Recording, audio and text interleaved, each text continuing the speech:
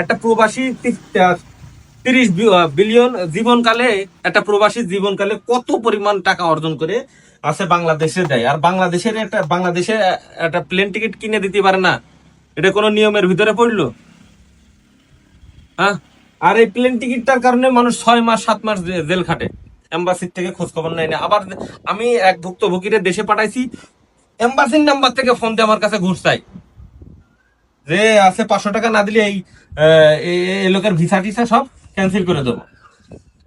ঠিক আছে, তাহলে বাংলাদেশ সরকারের কাছে আমার অনুরোধ থাকবে, ছোট ছোট বিষয়, যে একটা প্রবাসী যদি জেল কোনো রকম বিপদে পড়ে জেলে যায়, তার সাজা শেষ হওয়ার পরে যেন 1 সপ্তাহের ভিতরে বাংলাদেশে ফিরিয়ে নিয়ে যাওয়া হয়। ঠিক আছে, তো ও কি কি অপরাধ?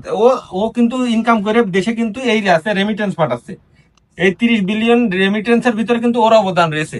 তাহলে ও কিন্তু এখানে এসে কোনো মার্ডার বা অন্যান্য আছে কেস করছে না, সে পাসপোর্টের আর ভিসার জটিলতার কারণে সে আছে জেল খাটছে। ঠিক আছে, এখন কথা আছে এই বিভিন্ন দালাল, এই দালাল মনে করেন যে টাকা দিয়েছে, ভিসা করে দিচ্ছে না, আবার মনে করেন যে ভিসা করে দিয়েছে, বেতন দিচ্ছে না, 3 মাস 4 মাসের বেতন আটকায় রেখেছে।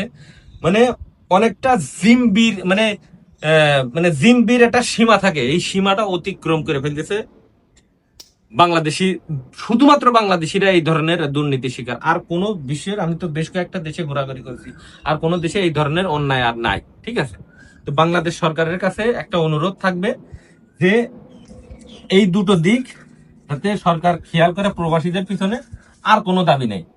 আর কি দাবি আছে? আর প্রবাসীরা কিন্তু ওই যে ভিআইপি লাউঞ্জ এসব তো ওখানেও যায় না, ওখানেও যেতে পারে না, যে মনে হয় কেউ না কেউ দালাল খোর আছে, চুগল খোর আছে ওখানে, যে মনে হয় কোনো 2 টাকা সিঙ্গাড়া কিনলি মনে হয় 500 টাকা নেবে না। ঠিক আছে, তো ভিডিওটা শেয়ার করে দেবেন আপনারা। একটু আওয়াজ তোলা উচিত, এটা কোনো আন্দোলন না, এটা আপনাদের একটা হিসেব দিলাম। বাংলাদেশের লাশ কিন্তু নিয়ে যাওয়ার নিয়ম আছে, কিন্তু এটা দুর্নীতিগ্রস্ত, এই দুর্নীতিটা সরাইতে চাচ্ছে। ধন্যবাদ।